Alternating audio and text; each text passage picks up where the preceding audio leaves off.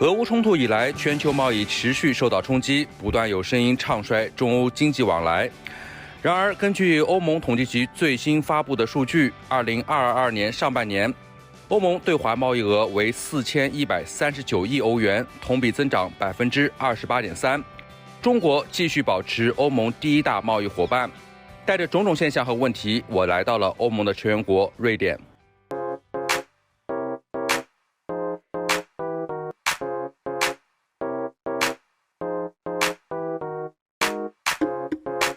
新冠疫情爆发之后，瑞典的经济反弹的速度比许多欧洲国家要快得多。虽然疫情的走势仍然存在一定的变数，但是瑞典的出口预料将会增加。瑞典经济向好的一个主要原因就是这个国家实施了强有力的绿色发展计划，这其中包括给重型车辆增加充电设施，以及落实更多的环保政策，通过减税等方式推动绿色技术的利用，看重长期的可持续发展。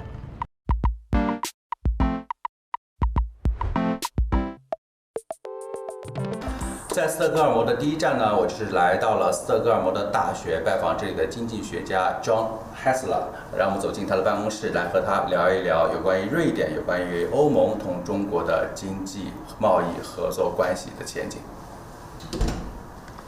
Good morning, Professor. Good morning. Good to meet you in Stockholm. Bilateral trade between China and the EU jumped significantly in the first quarter of this year. The figure was 12.2% year on year to reach over $205 billion.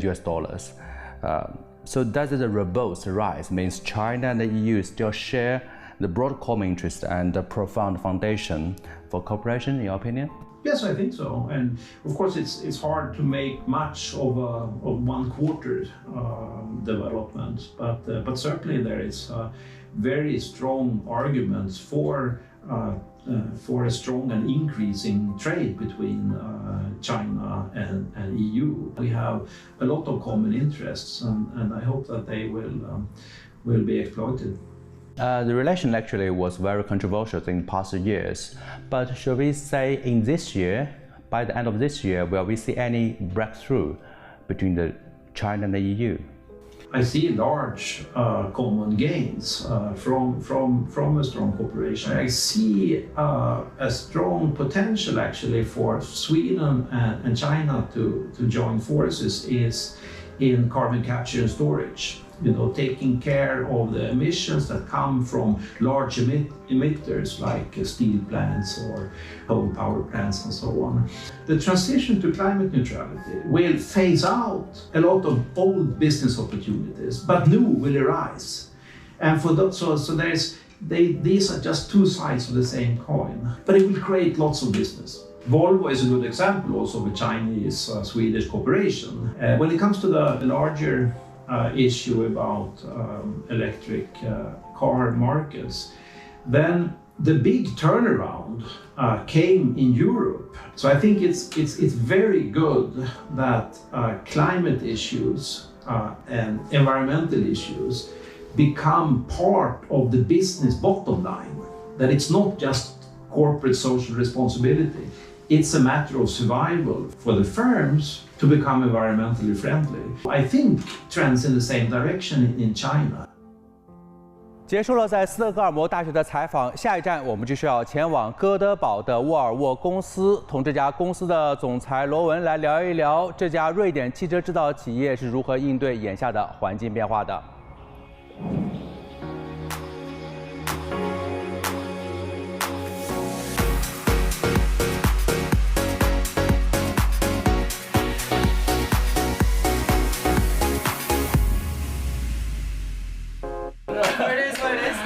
Jim, good to meet you. Hi, nice to meet you. Yeah.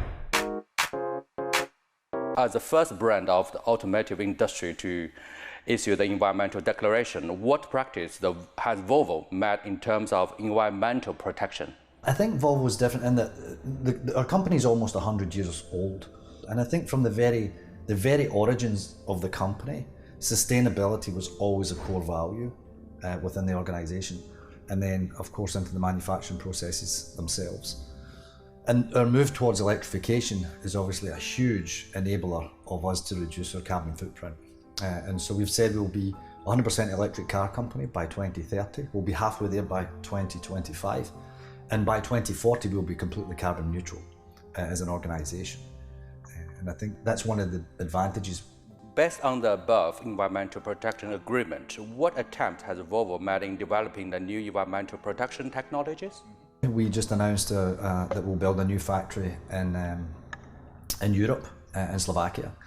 And that will be the first factory that we've built in Europe for almost 60 years, maybe even be a little bit longer than 60 years. And what that's allowed us to do is, from the very design phase, we can design and that from the start will be a carbon neutral facility as it comes alive as a manufacturing facility. It also allows us to have the best, let's say, production efficiencies, because we'll be able to use all of the Industry 4.0 capabilities and technologies that are now available. So in terms of digitization and also the movement of goods. And really, when you boil that down, what that means is that we can produce as many cars in a much smaller footprint than we've ever managed to do before. We are all aware of Volvo's contribution to environmental protection, and what aspects of Volvo's sense of social responsibility are reflected? Again, it's not just about Volvo, it's about how we engage with our environment, but we also set for our supply base. And they understand if they want to do business with Volvo, then they need to adhere to those stringent standards that we set for ourselves. But really the big push on that, and I think one of the brave move is for Volvo to be one of the very first people that stood up and said, we will be an electric car company by 2030, and halfway by 2025. That very clear statement that we made means that there's no ambiguity. There's no ifs, there's no buts, there's no maybes. We have a certain timeline. And what that does is it allows us then to make every single decision that we make for our company. My next question about you yourself in your new life in Volvo. So your debate about after taking office was to attend the 8th Electric Vehicle 100 Forum in China and give a video speech. So why do you choose China? What kind of layout consideration do you have for the Chinese market? Well, China's an important market. One of the markets which we think is moving in terms of towards electrification very quickly. You're also seeing a lot of new technologies, especially around battery and battery technologies as well. I thought it was important very early on in my tenure that I also would address the Chinese community, if you like, to say this is the stance for Volvo cars, this is what it means for China. And I thought it was important that the Chinese consumers, our Chinese partners in terms of supply partners and so on, heard that directly from me as the new CEO of the company. So after joining Volvo, what idea and change do you hope to bring Volvo to the users? And of course, I've been to China for many years. I've been going to China since 1994, I think, and watched that tremendous growth in terms of the technology and the prosperity of the Chinese people. So it's been great to watch that, and it's helped me maybe understand some of what I think is important for those consumers. And I think one of the things which is important to the Chinese consumer when they're buying a product, that they know this is a company that really understands how to build cars. We've been doing it for 100 years. This is a company that understands how to bring new technology into cars. Not just safety technology, but lots of different technologies. So when you buy from Volvo as a Chinese consumer or as a global consumer, then you have confidence that one, our quality, our reliability, our safety, the build quality, the products themselves is premium, as it should be, but also that we'll be around to make sure that we can service you and look after you. Should you have any problems with the car, we're going to stand up and make sure that we look after our customers.